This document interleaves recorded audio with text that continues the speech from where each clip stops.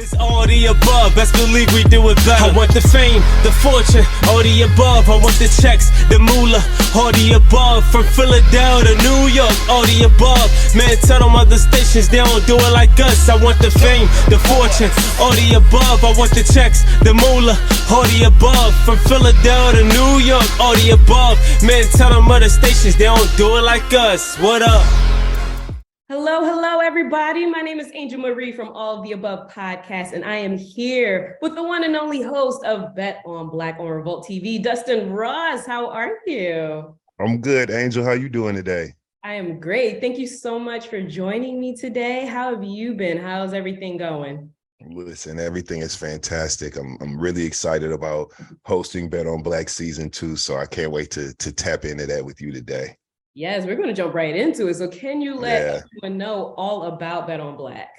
For sure. So Bet on Black is now in its second season.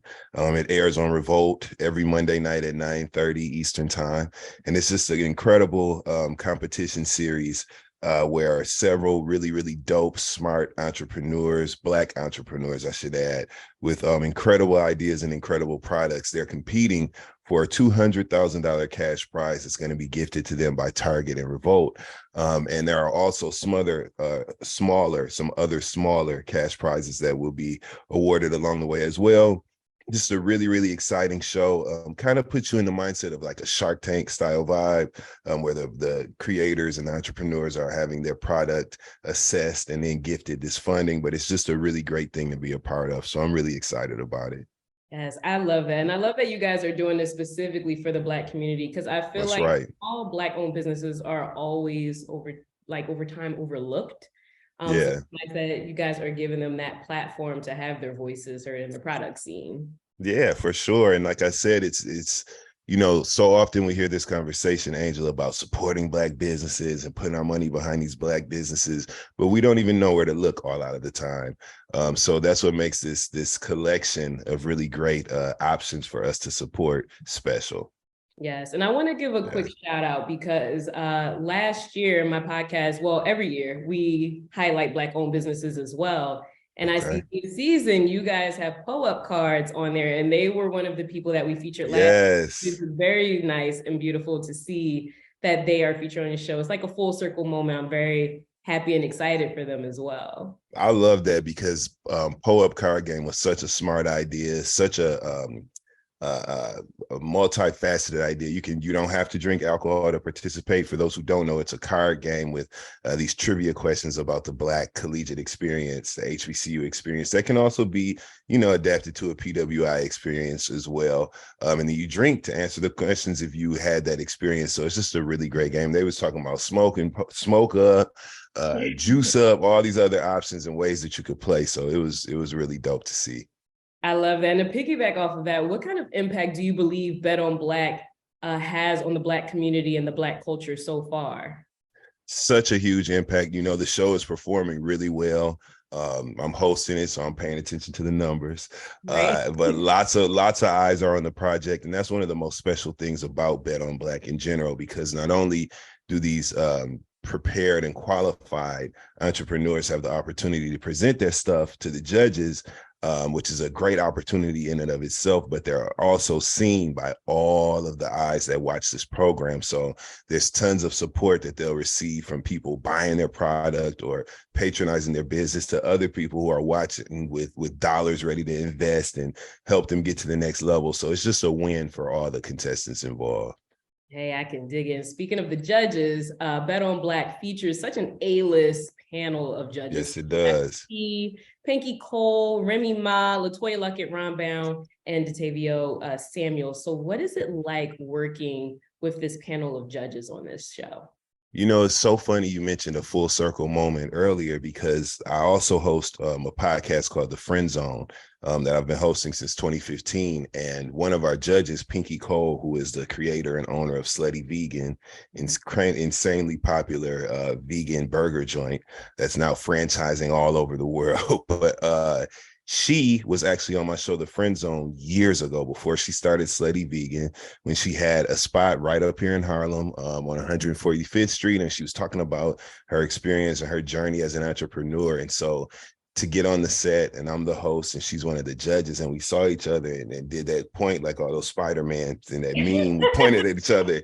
And it was so good to see her though, and it was a full circle moment like that. So just that experience as well with people like Master P, who I've known and loved his music for years, and I done bought the potato chips and all the cereal, everything else he sells. So being up there with him, Remy, incredible mother, incredible talent. She started the new battle rap league specifically for women and female rappers, which is doing well. So that's incredible to see. And then Detavio, the CEO of Revolt, come on. Ron Brown, VP of Community Development at Target. These are really power players in the industry that all bring something special and a unique skill set to that judges panel. So I felt like I was in good company. You know what I'm saying? I was like, well, we all here. Let's get the money away then, okay? I imagine that's nothing but inspiration in the room, right? Yeah, for sure. And also, like, not only was it an inspiration for me, but even for other entrepreneurs that'll be watching this program who may be sitting on a good idea, or maybe, you know, haven't had the motivation to kind of like take that first step in developing their idea or turning that into like a real tangible thing. This could be the push or the nudge they need, just seeing other people who face some of the same challenges in business and in life in general, who are beating those odds and really getting their products to market. So it's just, like I said, it's just a win all the way around. Hey, I love that. You keep segueing me right into my next question. Look at that. You are interested in pitching on the show. What are some of the qualifications? What should people invest in with their business in order to make it to hopefully be on Bet on Black? Yeah, you know, the biggest strength, the biggest muscle that I saw these contestants really flex on set was their overall knowledge of their product. These people are 10 toes down, you know, head first diving into this entrepreneurial space. They are so confident, okay, and well versed in the capabilities of their product, where they want to see it go, what they believe it can do. And that is a big factor in these judges supporting these ideas and putting the dollars literally behind them. So the first thing you have to do is really know what you're talking about. You really need to take the time. You know, research and development is a critically important phase to any business, you know, taking off from the ground up. And that, I think, is where your time and effort is most well spent as a budding entrepreneur. Once you know what you're talking about, you know how to then source the things that you need to make this happen. So it all starts with just your knowledge overall of the product, and some things you're going to learn as you go. But if you really take the time and kind of just get yourself settled into everything surrounding this project, I think that you'll be successful. Yes, that's the key word, knowing your product. I hope all you gotta know your stuff. Are paying attention to that. Yeah, for sure. Now, to shift gears, you are originally from Flint, Michigan. You mentioned that you're residing in New York. Obviously, everyone knows Flint, Michigan is notoriously known for the water crisis. What are your views on that? And what are some words of encouragement that you would like to offer to the current residents in Flint? For sure. Flint is home for me. It'll always be something that represents a place of safety and just great memories for me. So it's been heartbreaking to see this stigma, this nasty stigma attached to the place that I come from, because I grew up at a time when the automotive industry was thriving in Flint, Michigan, and, you know, families were making money and supporting themselves, and they had blue ribbon public schools that were winning awards all over the country. You know, it was a great place to raise families and just exist. And so to now leave Flint, but hear all of this negative talk, it's done nothing more than motivate me to like put back as much as I can into my community, find different ways to highlight the brilliant minds that live there and the success stories that come out of Flint, Michigan. And it just really endeared me even more to my hometown, which I didn't even know what was possible. So I just try to put as much positive information out about Flint as I can, and just as much encouragement for the people that are still living in the city and still dealing with, you know, the effects of that water crisis, which is still a crisis to this day, right now as we're speaking. So it deserves all the attention in the world. And I hope that, you know, I'm able to be a part of some sort of solution for my city. Yeah, that's right. And speaking of voices of the city, Mari Copany, which a lot of people know as Little Miss Flint, she has such a huge advocate for Flint, Michigan. What is your views on our young advocates today? Do you feel like it's more accessible having that access to social media where it's easier to have their voices heard? And obviously, it's not too often that we see a lot of children being advocates. What are your views on that? It's a beautiful thing to see. It warms my heart, and I absolutely think that social media and that accessibility to information and messaging has been such a help in getting this conversation out there and having people aware of what's even going on. It makes me smile on the inside when I see young people like little Miss Flint who are driven naturally and really going after this sort of activism at such a young age, because it shows the level of maturity, and it also shows really good parenting. You know, when you see young children like that who are focused, and it's not like her parents are making her do that, but you can tell she's supported in all the right ways that encourage her with that. So it's just a testament to great Black parenting. It shows that that still exists, and I think that it is incredible to see, and I look forward to seeing much more of that from the next generation. If you pay attention to the election results from just Tuesday this week, you saw that Gen Z really showed up and got that vote out. So there is hope in the young people. And I think that as long as we, as people who are a little bit older than them, do our job of giving them the tools that they need and helping when we can, giving back, I think that will ensure that we have that layer of smart, young Black people who care about the things that really matter coming after us. Yeah. I agree wholeheartedly. And we're going to shift gears again, because that you had a podcast called Friend Zone, but you also currently have a podcast called Holding Court with Eboni K. Williams. Yes, I do. Let us know about that. That's been such a special project because it came to life during the pandemic. And Eboni and I came together, and she asked me to be her co-host on that show.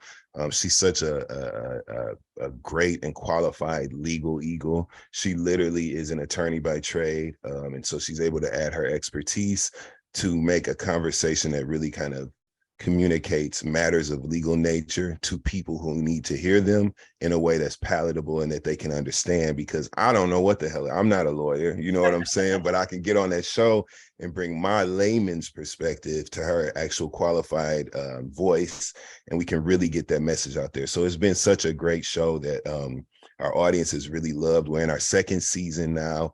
So this is our second year of programming. We are with Interval Presents and Warner Music Group. So they've been such a lovely partner in releasing the second season of the show. And I just really love that project because it adds a little bit of balance. If people are familiar with me from listening to me on the Friend Zone, you know, I crack whatever joke I want to crack over there. So when I have the conversations that we have on Holding Court, it just brings a lot of balance to my portfolio that I'm so grateful for. Yeah. I love that. Basically, you saying you break it down for us regular folks. So we thank you. I am regular folks. Yes, I'll break it down for my damn self, you know, on that show so we all can understand it. So it's just been such a great partnership. Eboni has truly become a friend of mine. Like I have so much love for her. She's been an immense gift in my life. So it's just a really beautiful partnership. And you can hear it when you listen. You can tell, like, we ain't just going to work, you know what I'm saying, trying to make a show. This is literally us having conversations and reaching new levels of enlightenment as we talk. So I think that's kind of what has drawn people into the show. And I love it. So every Wednesday, you can catch that wherever podcasts are heard. And you can catch the Friend Zone on Loudspeakers Network with my co-host, Francesca, Hey Friend Hey, and Asante as well. So that comes out on Wednesdays too. Wednesday is podcast day for Dustin. So you want to hear me talk? Wednesdays, you get on them those platforms where podcasts are heard, and you can hear all that. Hey, all the above air every Wednesday too. So, you know, that's it. Look, see, we're here. There you go. Yes. Now, aside from being a TV show host and a podcaster, you also are an actor and writer, where you debuted in the independent film Skinny, and you were also a late night show writer. So what was those experiences like for you? Great. I'm sitting here today because of that experience on that independent film, The Skinny. Through that film, I was able to participate in some Q&As that really showed, I guess, what I could do if I was given a microphone. And so the powers that be at Loudspeakers Network and my dear friends, Kid Fury and Crystal, all saw something in me, and Loudspeakers developed a show, and here we are today. So it's been a great journey. I love to act. I haven't done it in a while because I've been really focused on my career in media, but I look forward to several new opportunities in the future to do both. I think that the future for me definitely looks like a clear path ahead in acting and scripted television, as well as being a host. So that's kind of like my sweet spot, the intersection of those two things. Hey, the man that wear many hats, you're gonna be just like Steve Harvey, huh? You better know it without them big ass pants, but I am gonna be just like Steve Harvey though, as far as doing the jobs. Yes. I ain't mad at you. Keep that, keep a bag. Now, what is next for Dustin Ross? You just gave us a hint of everything that you want to do. Is there anything in the works that we can currently look out for, or at least anything that you can disclose? Well, I'm so glad you said that, because, you know, the best things are always a secret until it's time. So there's definitely things up ahead, but I'm just so grateful for the opportunity to work doing something that I truly love. I love hosting. I love talking to people. I love exchanging ideas. So I'm really grateful to have found my passion and to be able to work and thrive doing so. So I just look forward to more opportunities to show gratitude, really, and really offer what I have to the world and try to make this a better place. That's all I want to do. So lots of new opportunities to kind of push the needle forward with impact and change through the work that I do. That's what I'm looking forward to, in a lot of new ways that I haven't actually done yet. So that's the biggest hint that I can drop in our conversation, I guess, is look forward to new experiences of Dustin. Yes, blessings on blessings. I hope you keep flourishing. Now, I need you to remind everyone one more time, how can they tune in to Bet on Black? Absolutely. So Monday nights, if you have Revolt on your cable provider, then you can watch when it airs live on Monday nights at 9:30 Eastern time. If not, it also streams the next day on the Revolt app, as well as the Revolt YouTube channel. So on Tuesdays, if you ain't catch us Monday, you better catch us Tuesdays, okay? Because this is such a special project that I really want to be given the visibility it deserves for these entrepreneurs and their brilliant, brilliant products that just deserve this shine. So every Monday on Revolt at 9:30 Eastern time, you can catch us. And if not there, you can catch us the next day streaming on the Revolt app and on the Revolt YouTube channel. There you go. You guys have no excuse not to find None. it, not to tune in. That's right. On your downtime, which I know y'all do, make sure you also tune into the Friend Zone and Holding and everything else that Dustin will have going on. Can you give everyone your social media? How can they find you? Absolutely. My Instagram account is Look at Dustin. I'm actually Look at Dustin on Instagram and Twitter. So it's really easy to, and Facebook.